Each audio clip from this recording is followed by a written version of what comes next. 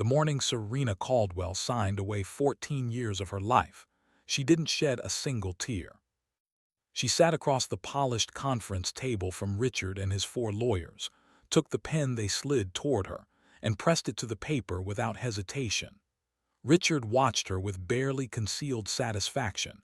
His new girlfriend, a 26-year-old lifestyle blogger named Brittany, waiting outside in the car he had bought her with money Serena helped him earn.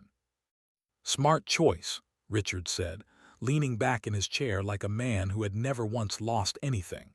"You were always too emotional to survive a real fight." Serena capped the pen, placed it quietly on the table, and stood up. "Goodbye, Richard," she said.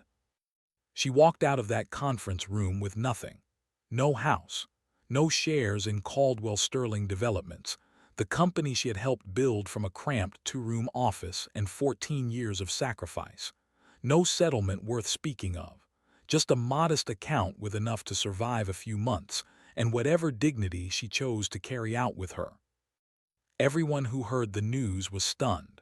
Her younger sister called 4 times before noon. Her best friend from college left a voicemail so heated it bordered on a legal brief. Even Richard's own business partner, Connor, sent her a private message. "Serena, you should have fought this. You deserved so much better than what he offered you." But Serena didn't respond to any of them. She had work to do. What nobody in Charleston knew, not Richard, not his lawyers, not even the friends who thought they knew her completely, was that 10 days earlier, a man named Theodore Hargrove had passed away quietly at his estate in Edinburgh. And Serena was his only granddaughter. 17 years ago, before she ever met Richard Caldwell, Serena had walked away from the Hargrove family empire, a century-old conglomerate spanning private equity, international shipping, and luxury real estate across 4 continents, because she refused to become a pawn in the ugliest succession war her family had ever seen. Her uncles were circling her grandfather like wolves, and she wanted no part of it. She changed her surname to her late mother's maiden name, moved to Charleston, and built a quiet, ordinary life. When she fell in love with Richard, she said nothing about where she truly came from. She wanted to be loved as herself, not as a fortune, not as a legacy, not as a last name that opened every door in every room. For 13 years, that secret held without cracking. Then Theodore Hargrove died, and his will said everything that needed to be said. Witnessed by 4 attorneys across 2 countries, the document directed the entirety of his holdings, independently valued at just over $3 billion, to Serena. Her uncles had spent years maneuvering against each other and against her grandfather's wishes, and in the end, the old man had left every last piece of it to the granddaughter who had walked away without asking for a single thing. The same week Serena signed her divorce papers, she was sitting in private meetings with board executives who now answered to her. She was reviewing portfolios, restructuring subsidiaries, and quietly preparing for what was coming. She said nothing publicly. She let Richard take Brittany to dinner to celebrate. She had far more important things to arrange. If you're hooked on this story already, do yourself a favor and hit that subscribe button right now, because this is exactly the kind of story you will want to see more of. Stay with us. The final divorce hearing was set for a Wednesday morning in late October. Richard arrived in his silver Porsche Cayenne, Brittany beside him in oversized sunglasses and a coat that cost more than most people's monthly rent. His lead attorney, a sharp and well-connected litigator named Douglas Merritt, walked ahead of the group like a man who had already written the closing argument. Outside the federal courthouse in Charleston, a small crowd had gathered, local society journalists, a property sector reporter who covered Richard's company, and a handful of Richard's associates who had shown up simply to watch him finalize his freedom. "She already signed everything weeks ago," Brittany said, pressing her lips together in the side mirror. "Today is just a formality." Richard straightened his jacket. "Exactly right." Then the convoy appeared at the end of the street. First came a black Range Rover with tinted windows, then a second one, then the Rolls-Royce Phantom, midnight black, moving through the morning traffic with the kind of unhurried authority that doesn't need to announce itself. The small crowd outside the courthouse shifted without quite knowing why. The Rolls-Royce came to a stop at the entrance. Two men in dark suits stepped out first, scanning the area with practiced calm. Then the rear door opened. Serena stepped out. She wore a deep navy suit, cut to absolute precision. Her hair was pulled back without fuss. No dramatic jewelry, no performance of any kind, just a woman who had stopped needing to prove anything to anyone. The morning light caught her, and she stood still for exactly one moment before moving forward. Behind her came 8 lawyers. 3 of them had flown in from London and New York the night before. Walking beside her was a distinguished older man in a charcoal 3-piece suit, Mr. William Ashford, Theodore Hargrove's most senior business partner, and the man who had spent the last 2 weeks helping Serena execute every quiet, surgical move that was about to unfold. Richard stood at the top of the courthouse steps and went completely still. His lawyer materialized at his shoulder within seconds. "Richard Barr," Merritt said, his voice dropping to something urgent and low. "That man walking beside her, that is William Ashford. He is the executive chairman of Hargrove International." Richard let out a short laugh. "Serena doesn't know anyone like that." "Richard, listen to me." Merritt gripped his arm. "Hargrove International acquired a controlling stake in your development fund's parent company last Thursday. I received the documentation this morning. I was trying to reach you last night." The laugh faded. The smile didn't leave Richard's face in one clean moment. It left the way ice melts slowly, at the edges first, then all at once. Serena reached the courthouse steps. She passed within arm's reach of Richard. She looked at him, not with anger, not with triumph, not with the grief he might have expected from the woman he had spent months dismantling. Just a long, level look that lasted no more than 2 seconds and said everything that needed to be said without a single word. Then she moved through the doors without breaking her stride. Inside, what followed was not a divorce hearing. It was a complete and total unraveling. Serena's legal team presented evidence that had clearly been assembled with months of careful, precise work. There were bank records showing that Richard had transferred significant company assets into shell companies registered in Delaware and one in the Cayman Islands. During the precise months, he had submitted the company's lowest valuation to the court. There were property appraisals filed with the court that independent assessors had now refuted by a margin of millions. There were financial transfers made to accounts registered under the name of Richard's executive assistant, accounts that had received consistent payments from Caldwell Sterling Developments during the very period Richard claimed the business was barely generating profit.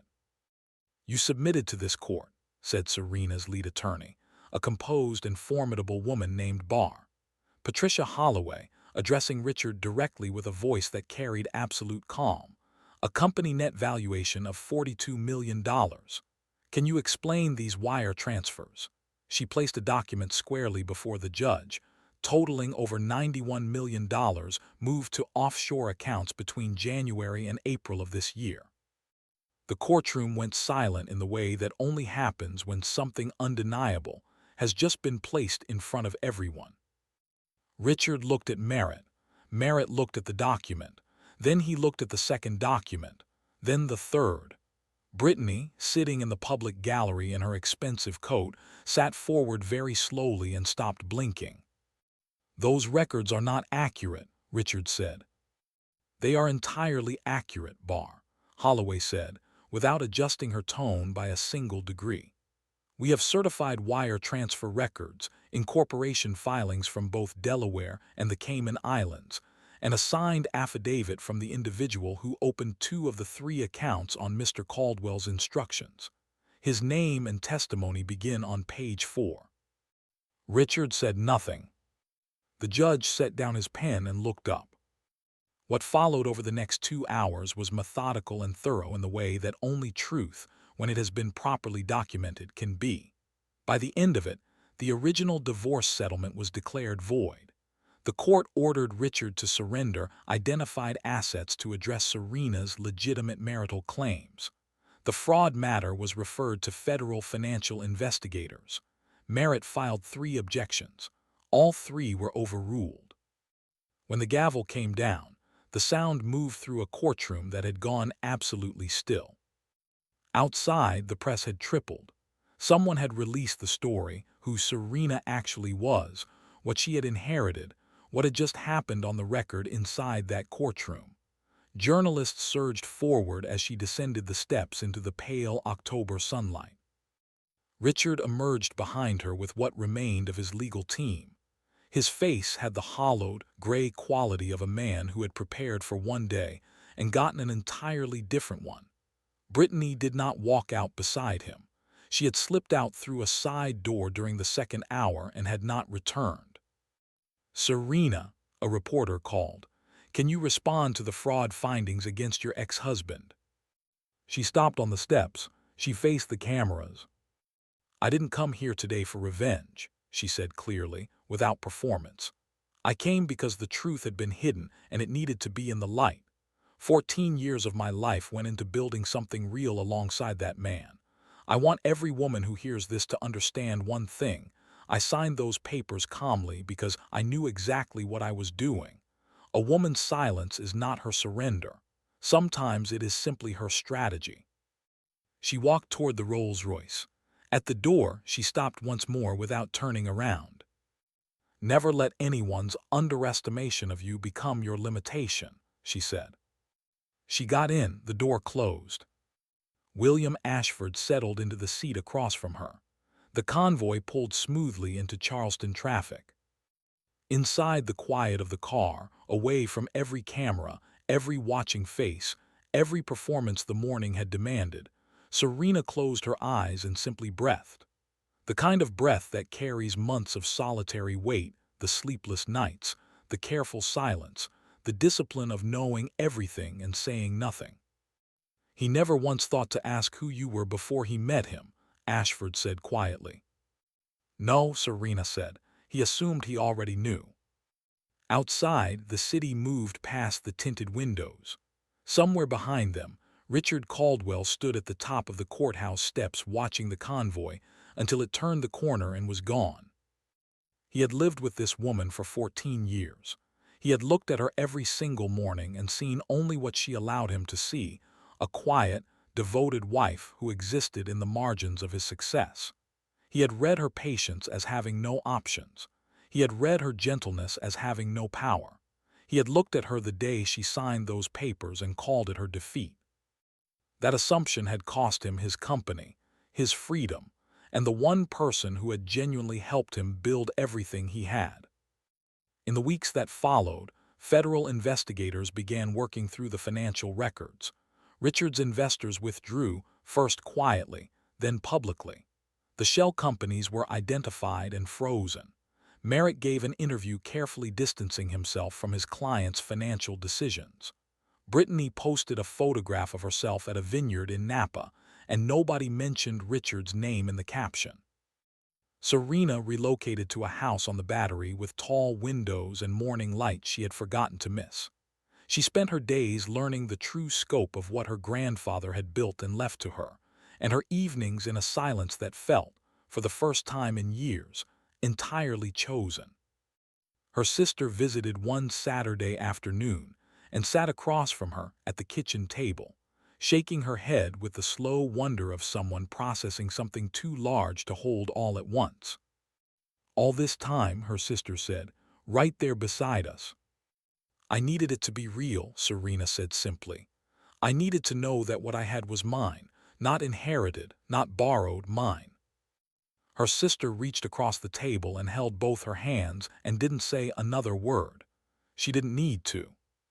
3 weeks later, William Ashford arrived with a formal proposal, a strategic partnership between 2 Hargrove subsidiaries and a high-growth infrastructure fund that her grandfather had believed in deeply. It was sound business by every measure. But there was something in the careful, respectful, unhurried way Ashford presented it, as though her time and her judgment were the most important things in the room, that reminded Serena that there was a great deal of life still ahead of her. Not just duty, not just legacy, not just the long, careful work of rebuilding. Life genuinely and fully, still waiting to be lived. She told him she would consider it thoughtfully. She smiled when she said it, and it was the kind of smile that had absolutely nothing left to prove. If this story moved something in you, leave a comment right now and tell me the moment that hit you hardest. Share this with someone who needs to hear it today. And if you are not subscribed yet, this is your sign. New stories are coming and you do not want to miss a single one. Like the video, share it forward, and we will see you in the next one.